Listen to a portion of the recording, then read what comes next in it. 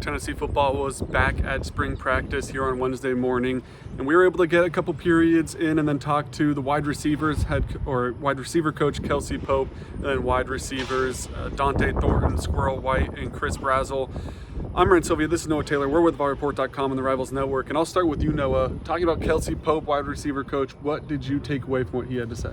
Yeah, obviously kind of the first time we've got to talk to these guys, at least some of the guys that have been here for a couple of years, and he talked a lot about the competition there. I think that there's a lot of it. There's some experience coming back. There's obviously some young talent that they've acquired through the portal that have signed on as well from that 2024 class, but seemed pretty. It's kind of goes in line with what we've heard from Josh Heupel and other coaches throughout the spring here. Joey Halzle a few weeks ago. They seem really pleased with the competition there, and it's kind of like all over the field. You heard about it, defensive back last week too. But a lot of young guys are kind of vying for some early playing time there. I think one quote that was really interesting was Kelsey Pope talking about the days that the defense has won. Which where Tennessee struggled defensively is in the secondary. You're probably happy to hear that if you're a fan. Kelsey Pope said that you're not always happy as a wide receivers coach when that happens, but one thing he's kind of learned from that is how guys respond to that. And I think they talked a lot about physicality today. They talked a lot about growth. They talked a lot about leadership. Some guys that have were here last year that have really grown in that aspect this spring. But I think that it's a really good sign for this Tennessee team that you're seeing a lot of competition there, and all the coaches and players are talking about how much they've thrived off of it. Defensive back of note, Squirrel White, was asked on those games or on those practices who stood out on the defensive end. He said Boo Carter, true freshman athlete coming in, didn't know if he would be joining the wide receiver room or defensive back ends up going to the secondary. And so far so good, it sounds like, for Boo Carter. Squirrel White had good things to say about him. And then going along with the competition aspect, I asked Kelsey Pope about true freshman Mike Matthews, and he said that was kind of the biggest thing that stood out to him about Mike Matthews was he's a big competitor. He doesn't like losing. He's out here every day, and he kind of takes things personally in a good way in terms of kind of competition. It's a deep room this year. Talked about how even guys like Mike Matthews, Braylon Staley, true freshmen, are getting reps with the ones.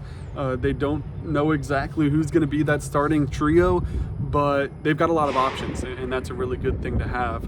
Swing over to what the players had to say. Dante Thornton, he had a really good kind of finish to last year, but that finish came early for him after he got injured in the Missouri game on a touchdown catch. Just what were your thoughts on what he had to say? Yeah, a guy that came in here, a transfer from Oregon, was kind of highly touted, didn't have a ton of film. He was a young guy at Oregon when he transferred here. But they obviously put him in that slot position, and things just didn't seem to be kind of working out there for him. Seemed like it was kind of a hard transition for him for most of the year. Switched him to the outside, kind of start hitting his stride there, and then I think scores his first touchdown at Tennessee on the same play. He has a season-ending injury, but asked him about what that was like, that transition, how he approached it. And he said injury was something I couldn't control, but I took advantage of it by going deeper into the playbook, learning my position, learning that outside spot better, which he said he's more comfortable there because he's played that a lot in his career. But a guy that does seem a lot more comfortable, a lot more confident at that outside position. I think when we talked to Kelsey Pope too, asked him a similar question, you can kind of get that vibe too, that the coaches are confident in him there. But I thought was interesting too was his leadership abilities. A guy that came in last year, struggled a little bit, was starting to come on a little, but he seems to be acting like a veteran guy in that room. And he said that a lot of younger guys have gone to him and helped him a lot, and you can kind of get that too when he talks. A guy that's incredibly confident right now. Now for Chris Brazel, you hear this with a lot of basketball players where they're shorter growing up, maybe started playing point guard, shooting guard, and then by the time they hit college, they hit big growth spurts, and now they're a power forward, center, and they still have maybe the athletic abilities or the ball handling of a guard.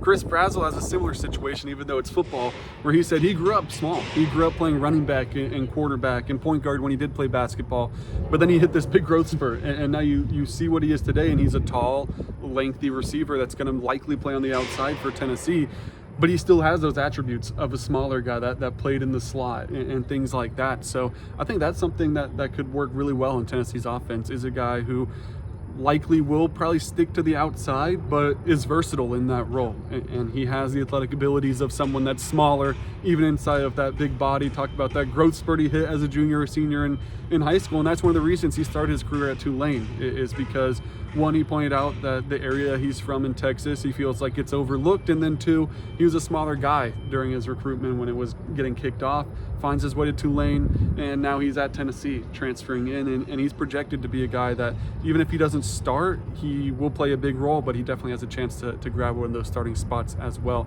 That'll do it all from us here today. Tomorrow, Tennessee football is going to be scrimmaging in Neyland Stadium. We'll be there afterwards to talk to Josh Heupel about his thoughts on what he's seen. So make sure you head over to VolReport.com. Links to everything you need is in the description. Thank you for watching.